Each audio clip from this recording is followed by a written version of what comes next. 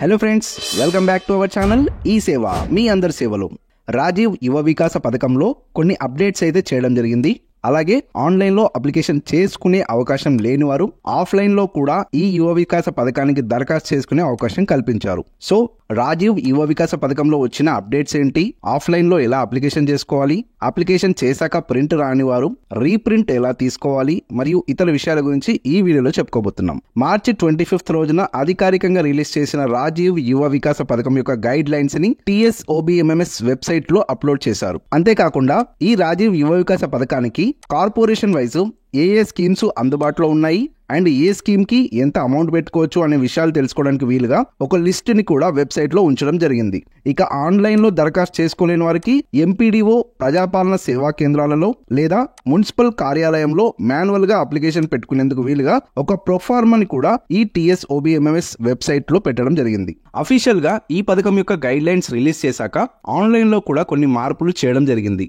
Guide lines కి తగ్గట్టుగా ration card లేని వారికి కూడా ఈ రాజీవ్ యువ వికాస పథకానికి దరఖాస్తు చేసుకునే అవకాశం కల్పించారు. అండ్ రేషన్ కార్డులో పేరున్నవారు అప్లికేషన్ టైంలో లేటెస్ట్ ఇన్కమ్ సర్టిఫికేట్ సబ్మిట్ చేయాల్సిన పని లేకుండా చేశారు. అయితే ఆన్లైన్ లో అప్లికేషన్ చేసుకోలేకపోయిన వారు ఆఫ్లైన్ విధానంలో చేసుకోవాలనుకుంటే వారు ఈ రాజీవ్ యువ వికాసం మాన్యువల్ అప్లికేషన్ ఫామ్ ని డౌన్లోడ్ చేసుకుని ఒక ప్రింట్అవుట్ తీసుకుని ఇక్కడ ఇచ్చిన డీటెయిల్స్ వైజ్ గా ఫిల్ చేసి వీటికి సంబంధించిన డాక్యుమెంట్స్ ని అటాచ్ చేసి MPDO ఆఫీస్ లో లేదా మున్సిపల్ ఆఫీస్ లో ఇవ్వాల్సి ఉంటుంది. ఆన్లైన్ అప్లికేషన్ ప్రొఫార్మా విధానంగానే మాన్యువల్ ఫామ్ లో కూడా ముందుగా కార్పొరేషన్ పేరు, జిల్లా, మండలము లేదా మున్సిపాలిటీ మరియు గ్రామము అడ్రస్ ని మెన్షన్ చేసి మొబైల్ నంబర్ ని కూడా మెన్షన్ చేసి అప్లికేషన్ డీటెయిల్స్ లో దరఖాస్తుదారుని యొక్క ఆధార్ కార్డు మరియు పేరు, తండ్రి పేరు లేదా భర్త పేరు, జెండరు, పుట్టిన తేదీ, విద్యార్హతలు అండ్ రేషన్ కార్డు నంబరు లేదా ఇన్కమ్ సర్టిఫికేట్ నంబరు, అలాగే సంవత్సర ఆదాయము అండ్ కులం సర్టిఫికేట్ యొక్క నంబరు, వారి యొక్క క్యాస్ట్, సబ్ క్యాస్ట్, అలాగే వృత్తి అండ్ దివ్యాంగులైతే వాటికి సంబంధించిన వివరాలు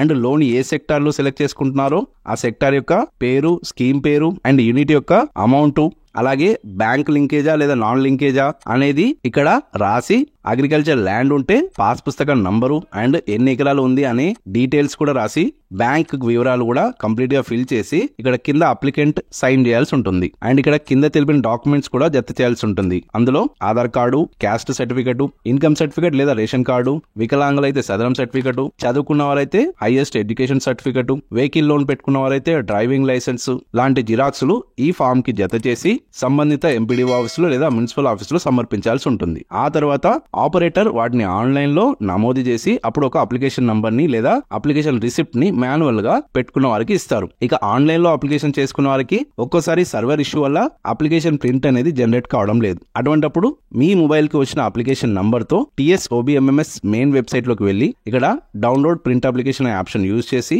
మీ స్కీమ్ ని సెలెక్ట్ చేసుకుని అందులో కార్పొరేషన్ ని కూడా సెలెక్ట్ చేసుకుని మొబైల్ నంబరు మరియు బెనిఫిషియరీ ఐడిని ఎంటర్ చేసి అప్లికెంట్ యొక్క డేట్ ఆఫ్ బర్త్ ని కూడా ఇక్కడ ఎంటర్ చేసి సెర్చ్ చేస్తే డీటెయిల్స్ అనేది ఇక్కడ మనకు చూపించడం జరుగుతుంది. ఇందులో అప్లికేషన్ నంబర్ మీద క్లిక్ చేస్తే మనకు ఒక ఫామ్ అనేది ఇక్కడ వస్తుంది. ఆ ఫామ్ ని మీరు ప్రింట్ తీసుకొని లేదా డౌన్లోడ్ చేసుకొని పెట్టుకోవచ్చు.